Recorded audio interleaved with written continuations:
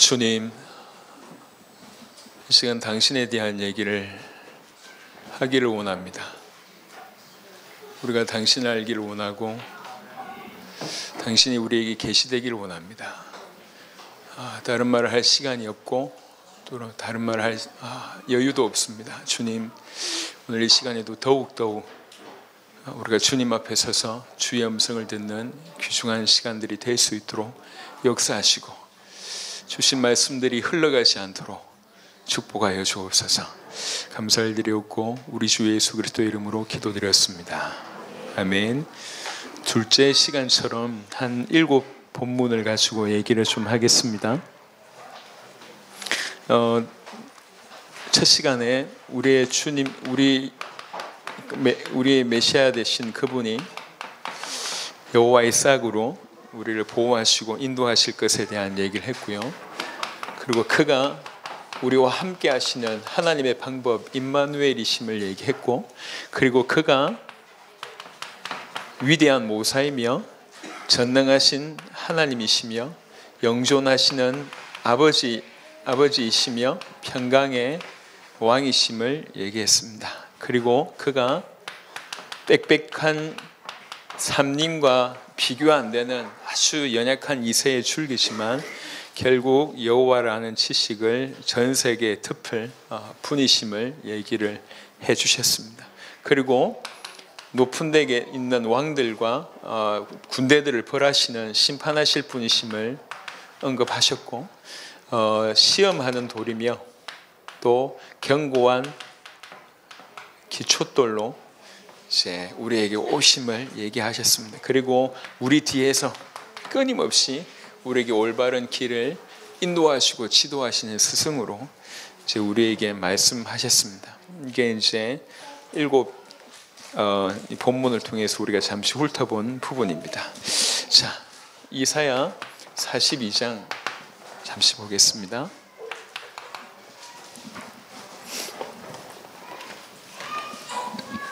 하나님의 말씀 자체가 중요하니까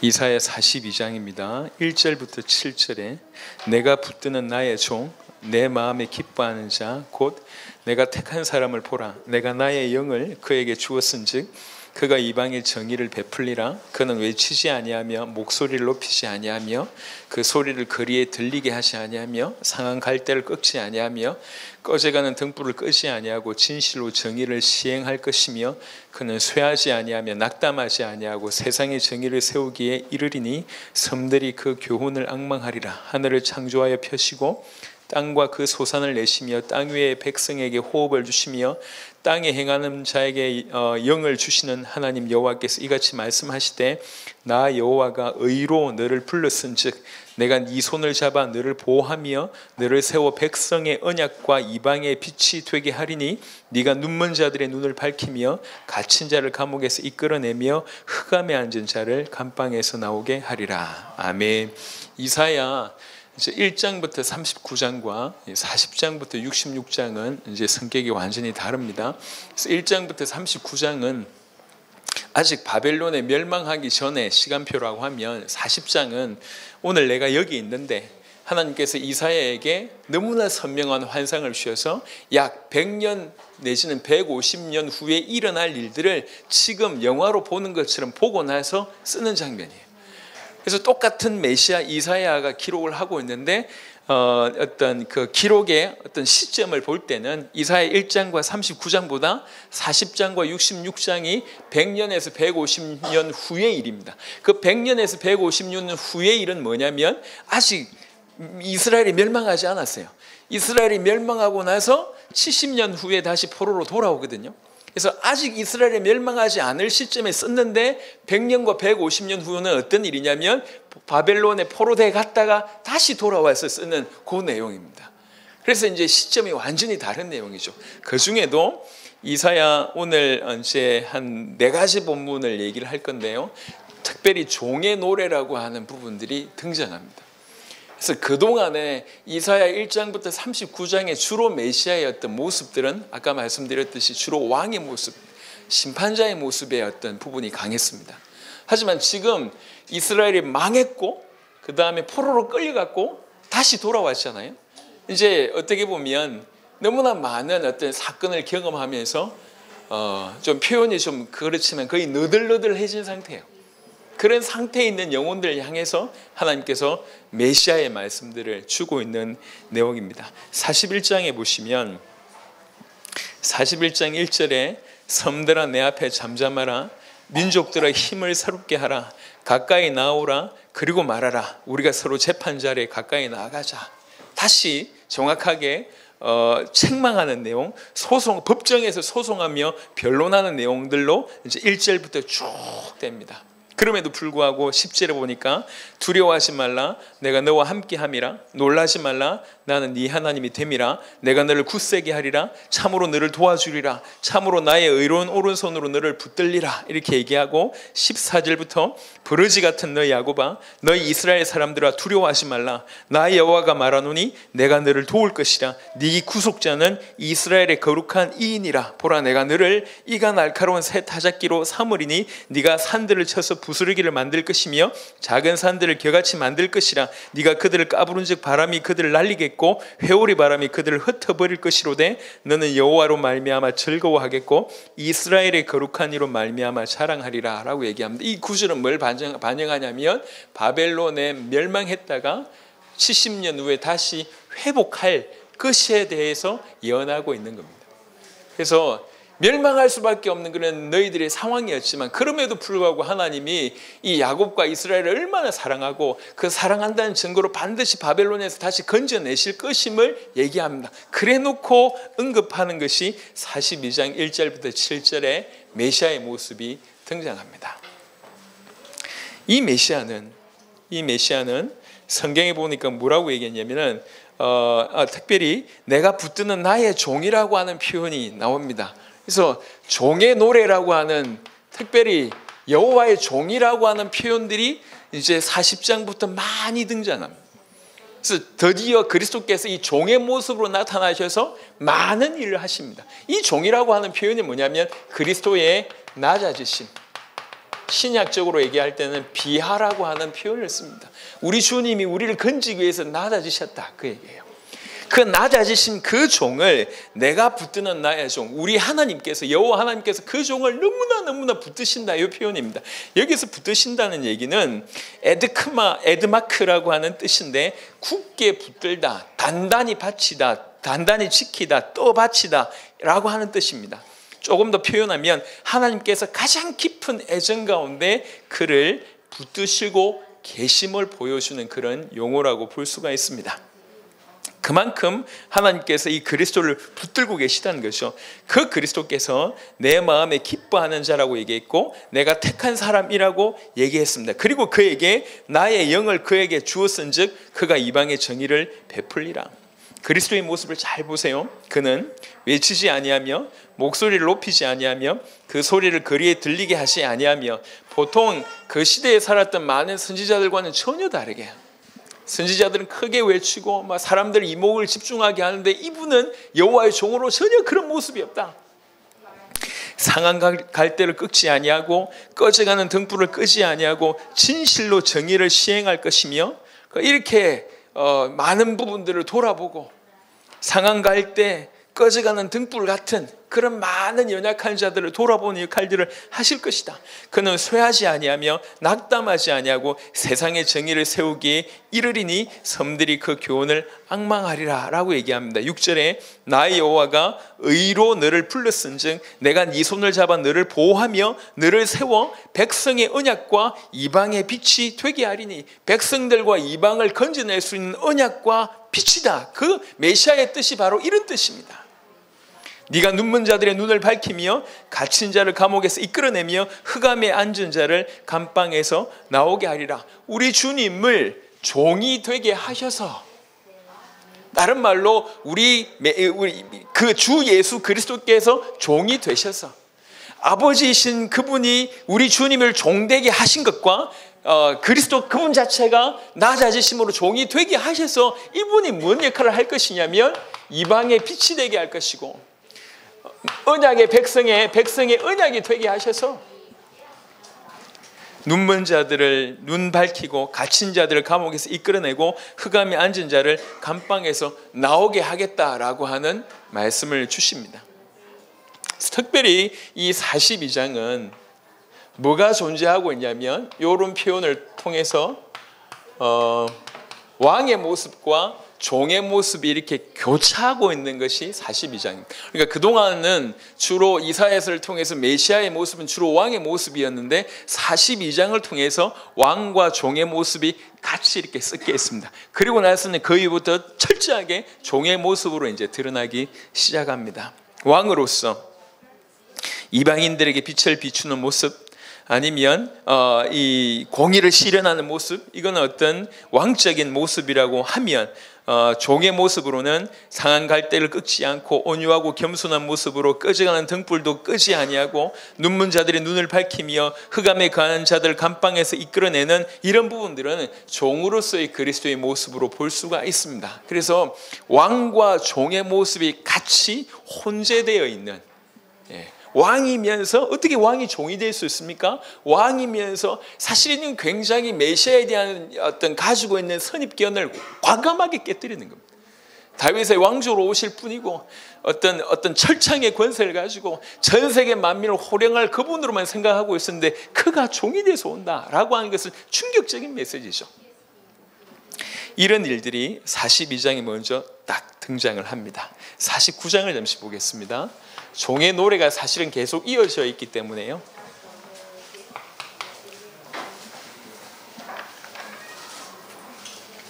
49장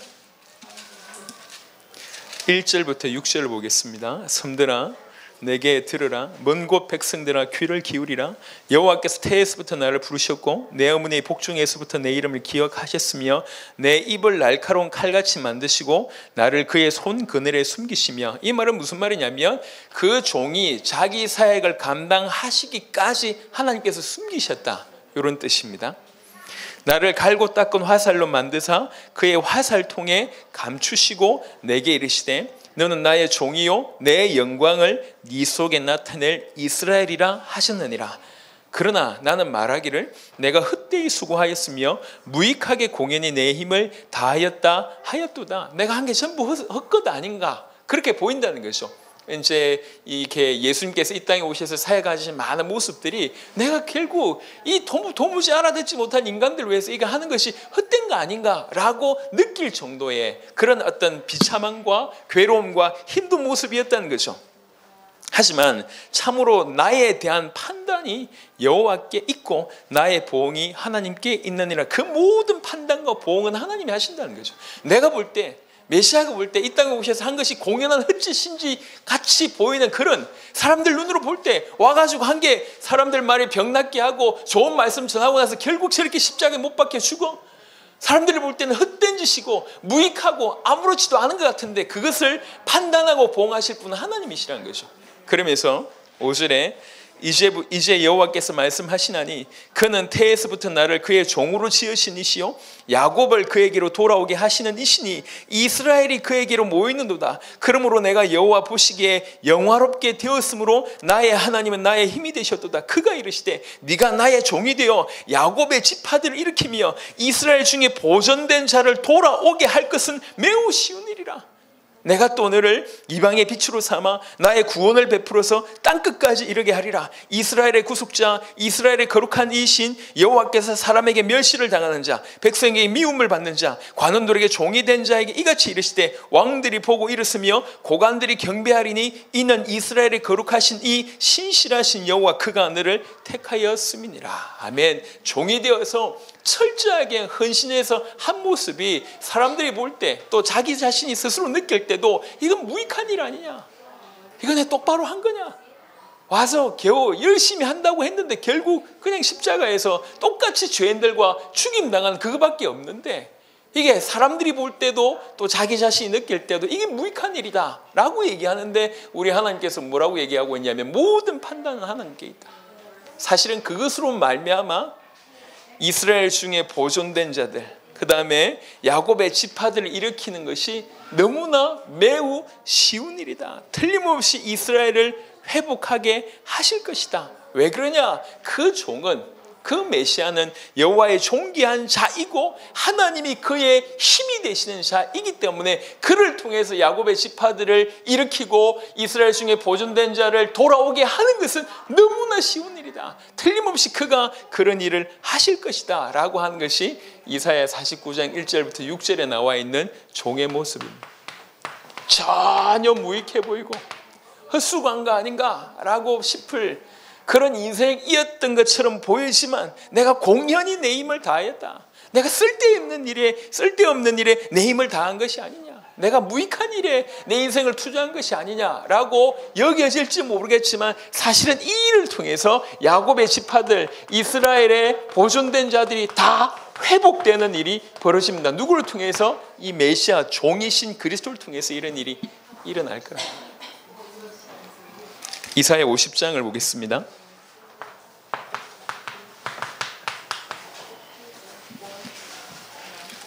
김양기 권사님처럼 많이 준비했는데 시간이 없어서 저도 지금 급하게 하고 있습니다.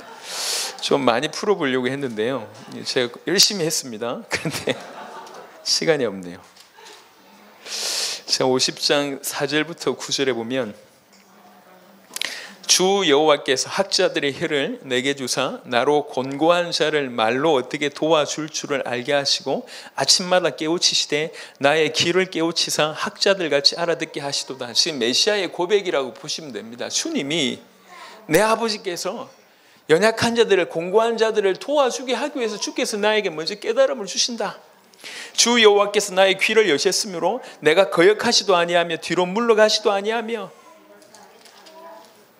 나를 때리는 자들에게 내 등을 맡기며 나의 수염을 뽑는 자들에게 나의 뺨을 맡기며 모욕과 침뱉음을 당하여도 내 얼굴을 가리지 아니하였느니라. 주 여호와께서 나를 도우심으로 내가 부끄러워하지 아니하고 내 얼굴을 부싯돌같이 굳게 하였으므로 내가 수치를 당하지 아니할 줄 아노라. 나를 의롭다 하신 이가 가까이 계시니 나와 다툴 자가 누구냐? 나와 함께 설지어다. 나의 대적이 누구냐? 내게 가까이 나올지어다. 보라, 주 여호와께서 나를 도우시리니 나를 정죄할 자 누구냐? 보라, 그들은 다 옥과 같이 헤어지며 좀이 그들을 먹으리라. 메시아의 모습을 그대로 담담하게 우리들을 도울 수 있게 하기 위해서 하나님께서 학자의 혀를 주시고 모든 것들을 듣게 하시고 도울 수 있는 것들을 주셨을 뿐만 아니라 그렇게 도우시면서 동시에 이 영혼들을 제대로 살려내기 위해서 본인이 고난받는 내용들이 그냥 쫙 나옵니다. 고난을 받음에도 불구하고 신실하게 내 하나님께서 나와 함께 계신다. 나와 다툴 자가 누구인지 나와라 라고 확신 가운데서 이렇게 이런 일을 온전한 순종을 통해서 이 구원을 이룰 것이 이렇게 보여집니다. 세상의 주권자이신 주 여호와의 부름을 받고 여호와를 스승으로 삼아서 연약한 자를 도울 수 있는 방법을 알게 된 분이 그리스도입니다. 그는 극심한 고통을 당하고 수치와 모욕을 당하지만 끝내 참고 인내하면서 끝까지 충성합니다. 하나님의 종이 박해를 당하면서 그 모든 불의를 묵묵히 받아낼 수 있는 것은 여호와의 도우심이 그에게 계시기 때문에 그렇습니다. 주 여호와께서는 종을 도우시며 변호하시고 의롭다고 하심으로 그를 정죄하던 대적과 원수는 마치 옷이 헤어지며 좀 먹는 것 같이 심판을 당해서 사라지게 될 것입니다. 이것이 그대로 십자가상에서 그대로 예수님의 공생애 가운데 그대로 재현됩니다. 종의 모습들이 계속 점철됩니다. 이 종의 모습들이 가장 노골적으로 드러나는 것이 이사야 52장 12절부터 이사야 53장, 여러분 너무 잘 아는 13장, 이사야 52장 13절부터 53장 12절까지입니다. 그리스도의 고난에 대해서 가장 잘 표현하고 있는 부분입니다. 이사야 52장 13절부터 15절은 마치 뭐와 같냐면 이사야 53장 전체의 요약 아니면 전체에 대한 서론격을 포함한다고 볼 수가 있습니다. 보라, 내 종이 형통하리니 받들어 높이 들려서 지극히 존귀하게 되리라. 52장 13절 14절 15절의 어떤 구조와 53장의 구조는 다릅니다. 53장의 구조는 뭐냐면 이렇게 고난받아서 이제 영광을 받게 될 것을 얘기한다면 52장 13절은 거꾸로 그분이 영광에 계셨다, 영광을 지금 받고 계시다. 왜 그러냐? 이 고난 때문에 그렇다라고 하는 구조 자체가 이렇게 V자형으로 되어 있습니다. 그래서 영광과 비하를 나누고 그 다음에 53장이 시작되면서 비하부터 영광이 이르게 되는 겁니다.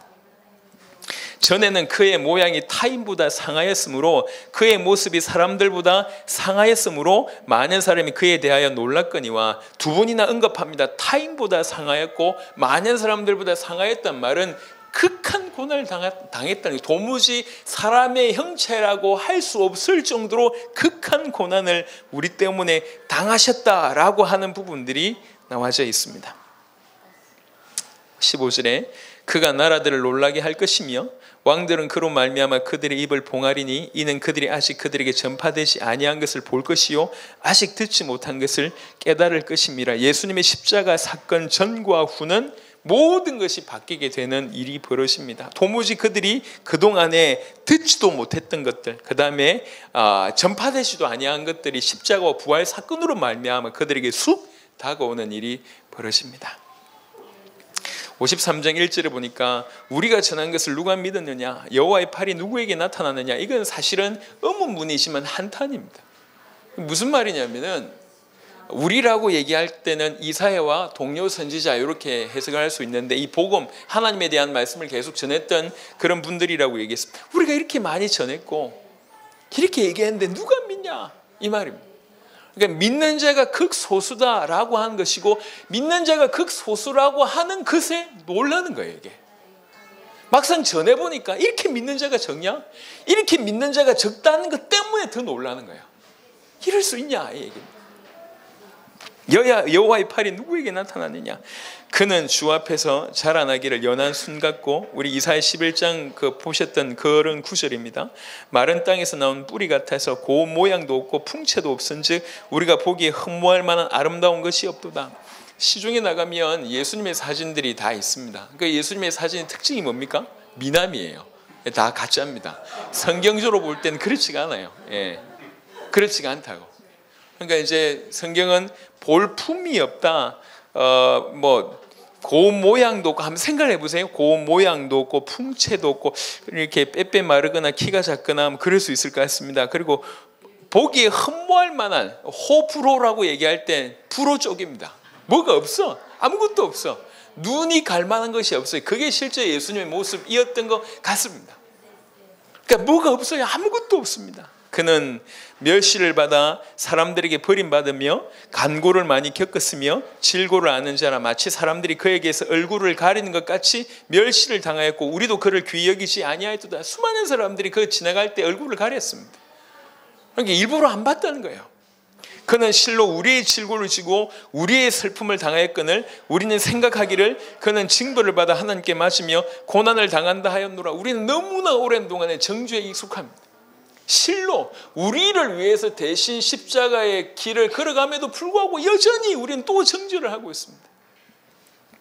그가 찔림은 우리의 허물 때문이요 그가 상함은 우리의 죄악 때문이라. 그가 징계를 받음으로 우리는 평안을 누리고 그가 채찍에 맞음으로 우리는 나음을 받았도다. 우리는 다 양 같아서 그릇 행하여 각기 제 길로 갔거늘 여호와께서는 우리 모두의 죄악을 그에게 담당시키셨도다. 이 종으로 오신 주님이 우리 모든 죄를 담당하신 모습을 그냥 생생하게 보고 있습니다.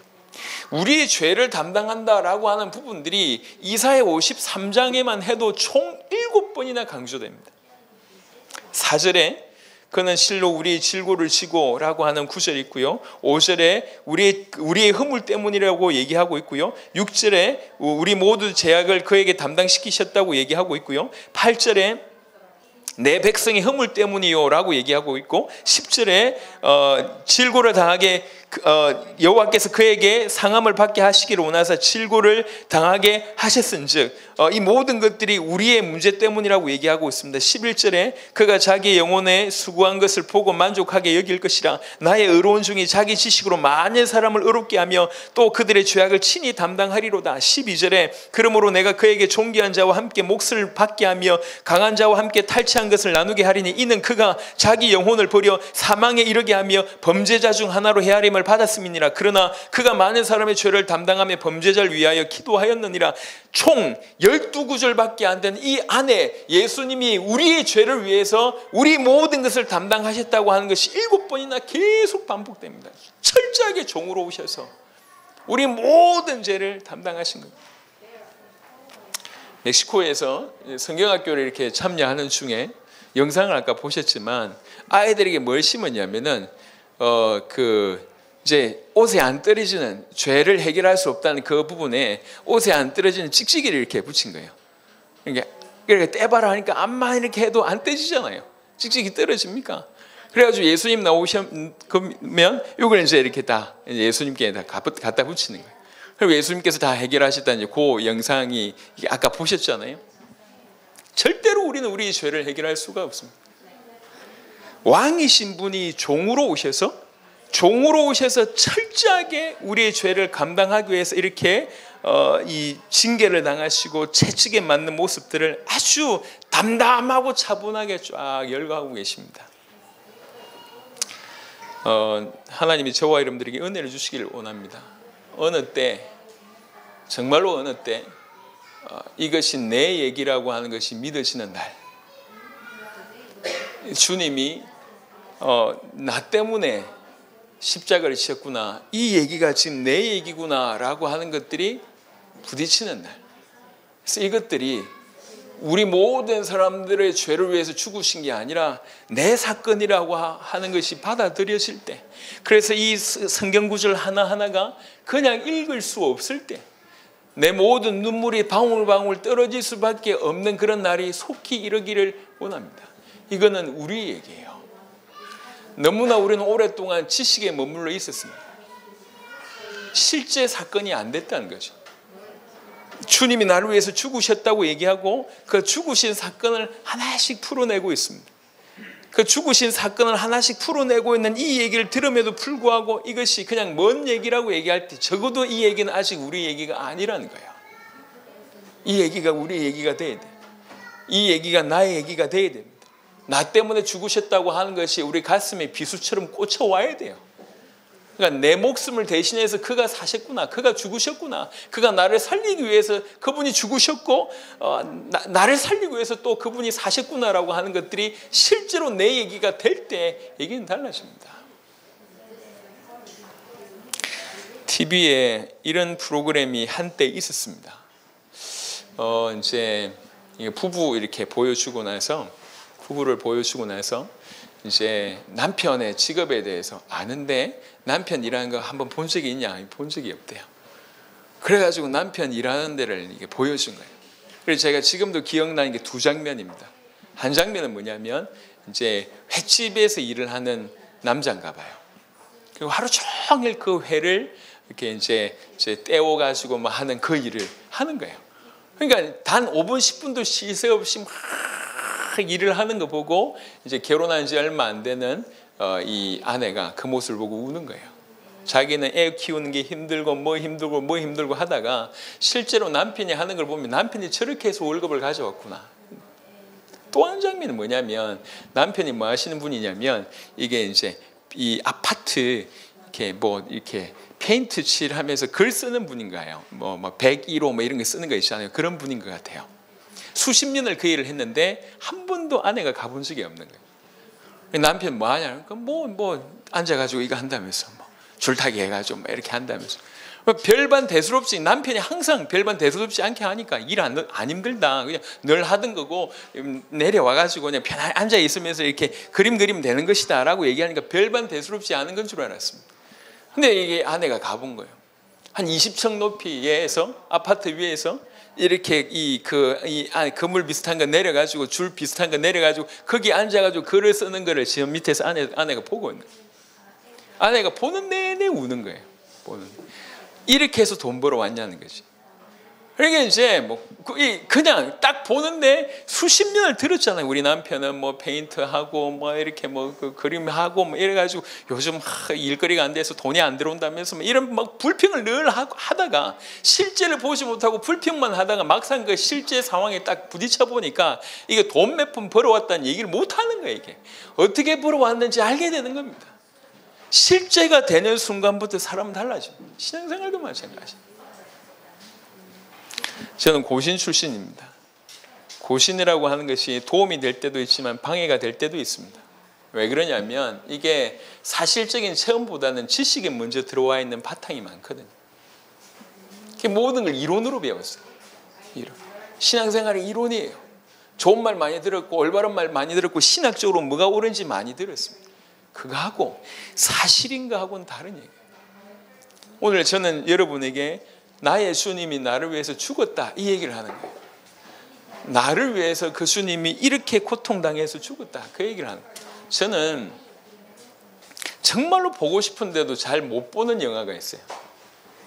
그게 뭐냐면 패션 오브 크라이스트라고 한번 영화에 나왔잖아요. 한번 딱 보고 나왔는데 못 보겠어요.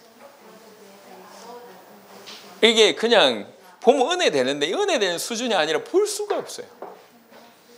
그래 그 영화 보면 그냥 지나갑니다. 왜 그러냐면 그건 너무 강력하게 다가오니까 볼 수가 없겠더라고요.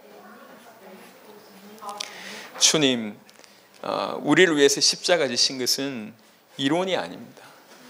이게 우리에게 사실로 다가오고 실제가 되고 이것이 내 사건이라고 깨달아지고 이 성경 구절을 읽으면서 이 성경 바탕 위에 내 눈물이 떨어져야지 그게 진짜인 거예요. 그게 리얼이에요. 그렇게 되길 위해서 우리 기도해야 됩니다. 어떤 대단한 역사 아니면 내가 그동안 주를 위해서 뭐 했습니다. 그게 중요하지 않습니다. 이 사건이 내 사건이냐. 철저하게 종으로서 지금 우리를 건져내기 위해서 어떤 일을 하셨는지를 계속 얘기해요. 종이 되셔서 그 엄청난 하나님이시면서 왕이신 그가 우리를 건져내기 위해서 철저하게 종이 되셨다. 그게 이 본문들입니다. 종의 모습으로 오셔서 침뱉음을 당하고 두들겨 맞고 여러 가지 고난당해도 전혀 흔들리지 않고 우리 어떤 질고와 연약함 때문에 계속 상하고 찔림 받으신 얘기를 하고 있습니다. 7절에 그가 곤욕을 당하여 괴로울 때에도 그의 입을 열지 아니하였으며 마치 도수장으로 끌려가는 어린 양과 털 깎는 자 앞에서 잠잠한 양같이 그의 입을 열지 아니하였도다. 그는 곤욕과 신문을 당하고 끌려갔으나 그 세대 중에 누가 생각하기를 그가 살아있는 자들의 땅에서 끊어지면 마땅히 형벌받을 내 백성의 허물 때문이라 하였으려. 누가 이런 생각을 했겠냐. 그는 강포를 행하지 아니하였고 그의 입에 거짓이 없었으나 그의 무덤이 악인들과 함께 있었으며 그가 죽은 후에 부자와 함께 있었도다. 여호와께서 그에게 상함을 받게 하시기를 원하사 질고를 당하게 하셨은즉. 사실은 우리는 깊이를 잘 모릅니다. 부모님들 사이에 있었던 일을 자녀들이 이해하기는 참 힘들 겁니다. 분명한 것은 십자가 사건은 인간의 죄를 뒤집어 써서 완벽하게 죄가 되신 사건이지만 예수님 입장에서는 가장 큰 사건은 제가 지난번에도 얘기했듯이 아버지께서 버리셨다는 거죠. 이걸 가지고 유기라고 합니다. 성삼위일체 하나님의 관계에 있어서 영원 전부터 영원 끝까지 영혼부터 영혼까지 없던 일이에요. 완벽하게 하나에서 성삼위일체. 근데 딱 한 번 아버지가 버리셨고 아들이 버림받은 사건이 있는데 그게 십자가입니다. 영원 전부터 영원까지 성삼위 하나님 완벽한 하나예요. 상호 침투하는 상호 내재하는 완벽한 하나입니다. 완벽한 연합입니다. 이 연합이 깨어있다고 볼 수 있는 사건이 아버지가 버리셨고 아들이 버림받은 사건이 바로 십자가 위에서 일어난 겁니다. 그거는 사실 우리가 청량할 수가 없습니다. 얼마나 그게 큰 사건인지 몰라요. 얼마나 큰 사건. 이번에 너무 사랑하는 우리 효선이와 선주가 10주를 떨어졌잖아요. 얼마나 큰 사건인지 우리 주원이는 모를 겁니다. 모르지. 너무 사랑하는데. 할렐루야. 모릅니다. 부모님들 사이에 일하는 거 아이들이 어떻게 알겠냐면. 마찬가지로 사실은 우리 입장에서 봤을 때 우리 죄를 위해서 죽으셨다. 이게 큰 사건으로 우리는 그렇게 이미지가 되지만 정작 당사자인 메시아이신 그 그리스도 예수에게 있어서 가장 큰 사건은 딴 게 아니고 죄가 되셨다. 그리고 저주를 받으셨다. 근데 그보다 더 큰 건 뭐냐면 버림받으셨다는 거예요. 아버지가 나를 버리셨구나. 아버지여, 아버지 어찌하여 나를 나의 하나님 어찌하여 나를 버리셨나이까. 아버지가 버리셨다고. 그리고 본인은 버림받으셨다고. 이거는 사실 인간의 머리로 이해할 수 없는 사건이에요. 어떻게 삼위일체 하나님에게 있어서 그런 일이 있을 수 있습니까? 딱 한 번. 영원토록 딱 한 번. 영원 전부터 영원까지 딱 한 번. 그 십자가 사건을 통해서 이루신 게 구원이란 말이에요. 그 십자가를 통해서 이루신 게 우리 대속이란 말이에요. 대속, 우리의 죄를 대신 사해 주셨다. 대속이란 말이에요. 그것을 통해서 이루신 사건이에요.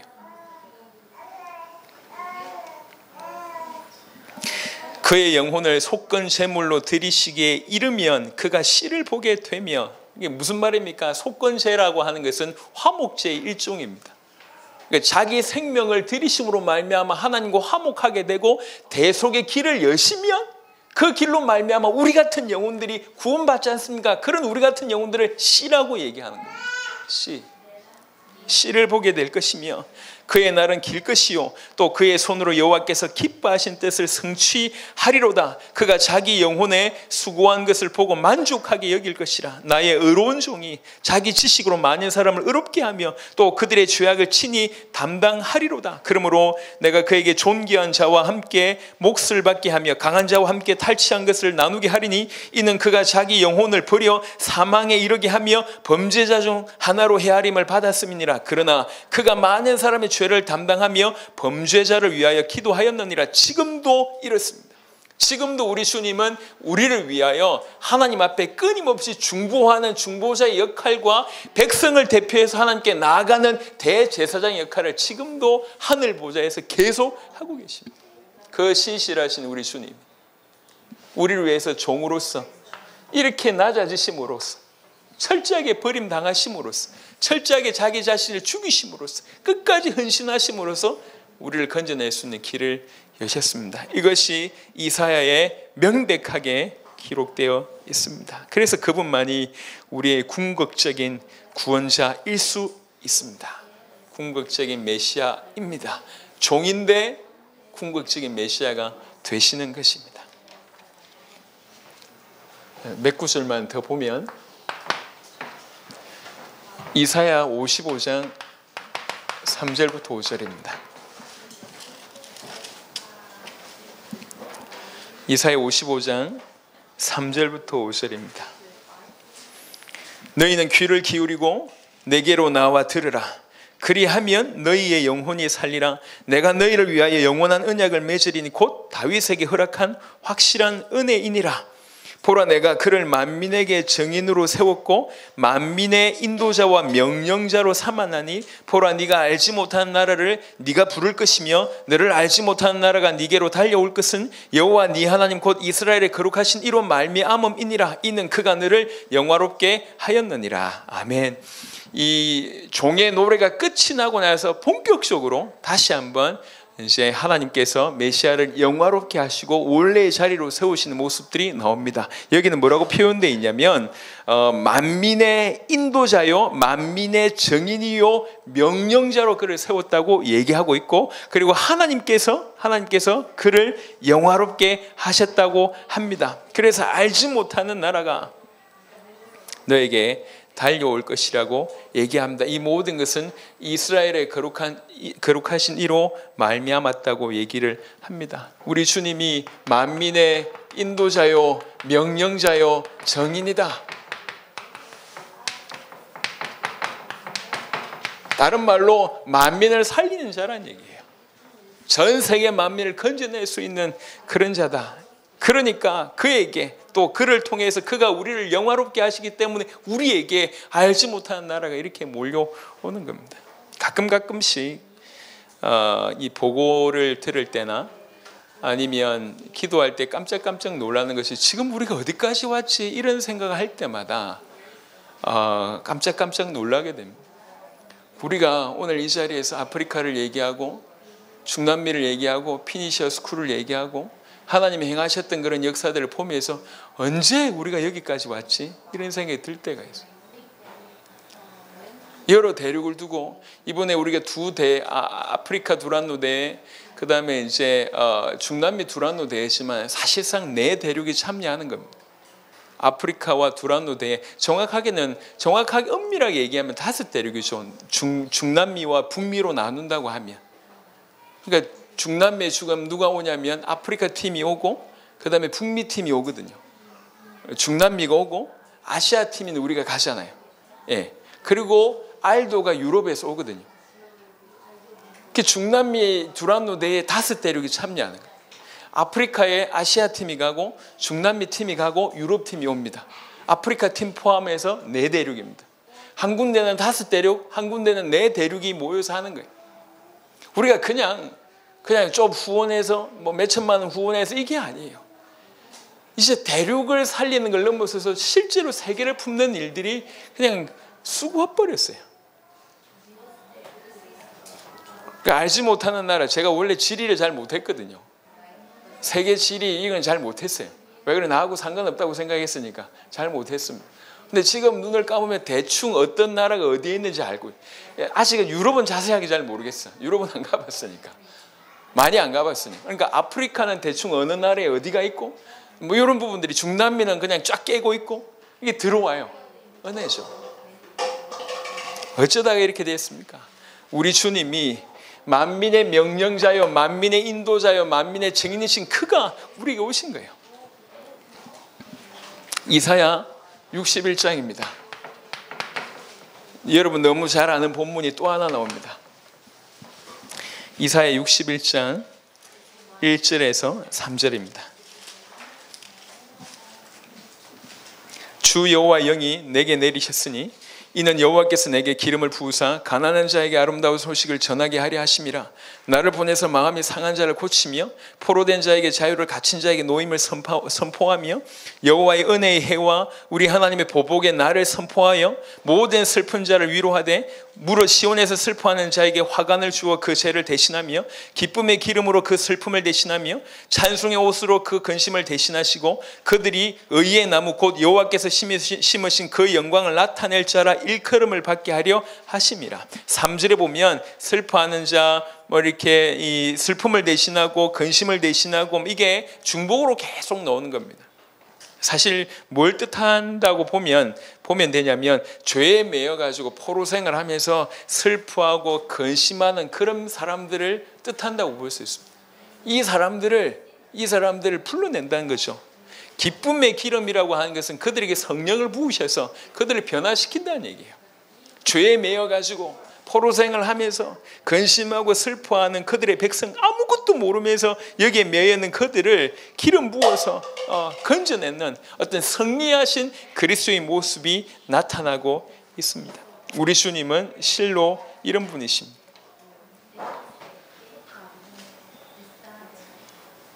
메시아가 이런 분이라고 하는 것 자체가 우리한테 큰 위로가 됩니다. 자, 이사야 63장 마지막 보겠습니다.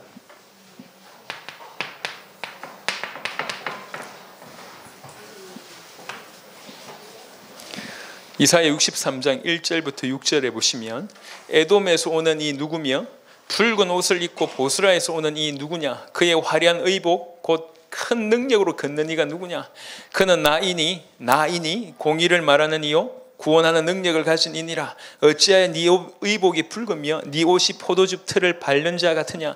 만민 가운데 나와 함께한 자가 없이 내가 홀로 포도즙 틀을 밟았는데 내가 노함으로 말미암아 무리를 밟았고 분함으로 말미암아 짓밟았으므로 그들의 선혈이 내 옷에 튀어 내 의복을 다 더럽혔음이니 이는 내 원수 갚는 날이 내 마음에 있고 내가 구속할 해가 왔으나 내가 본즉 도와주는 자도 없고 붙들어주는 자도 없으므로 이상하게 여겨 내 팔이 나를 구원하며 내 분이 나를 붙들었습니다. 내가 노함으로 말미암아 만민을 밟았으며 내가 분함으로 말미암아 그들을 취하게 하고 그들의 선혈이 땅에 쏟아지게 하였느니라. 다시 한번 예수님께서, 그리스도께서 만민의 심판자임을 얘기하고 있습니다. 그런데 이사야 63장 1절부터 6절은 굉장히 독특합니다. 뭐가 독특하냐면 1절을 보면 에돔에서 오는 이 누구며 붉은 옷을 입고 보스라에서 오는 이 누구냐라고 하는 이 세 가지가, 에돔과 붉은 옷과 보스라가 나왔는데 이 세 가지다가 뭘 뜻하냐면 붉은 색상을 뜻합니다. 에돔이라고 하는 뜻이 원래 붉다라고 하는 의미를 내포하고 있고요. 그 다음에 보스라라고 하는 뜻이 포도를 수확한다라고 하는 뜻이에요. 포도를 수확한다는 단어에서 파생돼서 포도의 붉은색의 이미지를 뜻하는 것이 보스라입니다. 그래서 에돔, 붉은 옷, 보스라가 다 붉은색을 뜻합니다. 뭘 뜻하죠? 심판의 피를 뜻합니다. 그래서 조금 더 구체적으로 얘기를 해보면 2절에 조금 전에 에돔과 붉은 옷과 보스라를 얘기했고 2절에 네 의복이 붉으며 라고 하는 구절이 있습니다. 3절에 보면 후반절에 3절 밑에 보니까 그들의 선혈이 내 옷에 튀어 내 의복을 다 더럽혔습니다. 그들의 피, 그들의 선혈이라고 하는 부분이 보입니다. 6절에 보니까 그들의 선혈이 땅에 쏟아지게 하였느니라. 아주 선혈이 이렇게 낭자한 그런 모습, 그러니까 무섭고도 참혹한 철저한 심판을 뜻합니다.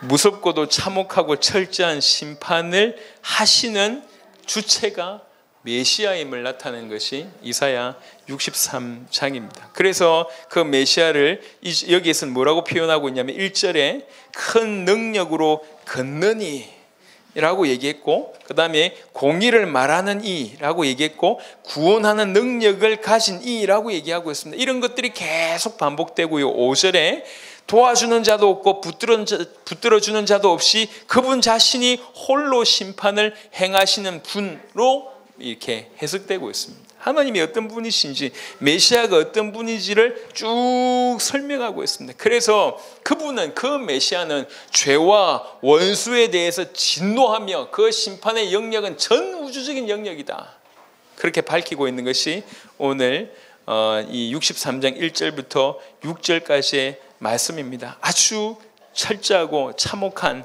그런 심판을 행하시는 분이심을 이사야 63장을 통해서는 밝히고 있습니다. 왕의 모습으로 보이시다가 그분이 우리를 위해서 종으로 나으셔서 우리를 모두 건지셨고, 이 일 후에 만민의 정인으로 명령자로 또 그 인도자로 이렇게 쓰시면서 종국에는 심판자로 이렇게 나타나실 그리스도의 모습을 보입니다. 그래서 이사야 전체만 두고 볼 때도 메시아의 모습이 이렇게 각양각색으로 다양하니까, 그래서 예수님 당시에는 메시아의 모습이 헷갈리기 시작을 한 거예요. 그래서 중요한 질문을 예수님께서 하셨잖아요. 바리새인들한테. 너희는 메시아에 대해서 어떻게 생각하느냐. 그래서 많은 사람들이 메시아가 오면 좋다라고 하는 것은 가지고 있었고, 해방이라고 하는 이미지도 가지고 있었습니다. 그리고 어떤 무너지지 않는 왕권을 가지고 오실 것이라고 하는 것도 똑같은 생각을 가지고 있었습니다. 하지만 그 메시아가 오셔서 무슨 일을 어떻게 하실지에 대해서는 이 구약 성경만 가지고는 이게 답이 없었던 거죠. 근데 예수님이 하셨던 모습을 보고 다시 돌아가서 보니까 이토록 완벽하게, 이토록 정확하게 예언을 하셨구나. 그 놀라우신 전능자이신 왕이, 위대한 모사이며 전능하신 하나님이며 영존하신 아버지시며 평강의 왕이신 그가 우리를 건지기 위해서 종이 되셨구나. 종이 되셔서 이렇게 철저하게 섬기셨구나. 이렇게 철저하게 자기 목숨을 내놓으셨구나. 그리고 나서 우리를 구원하시기 위해서 이렇게 행하시구나. 그럼에도 불구하고 깨닫지 못하는 자에게는 심판이 임할 것이다 라고 하는 얘기를 합니다. 오랫동안 제 신앙생활을 우리는 해왔습니다.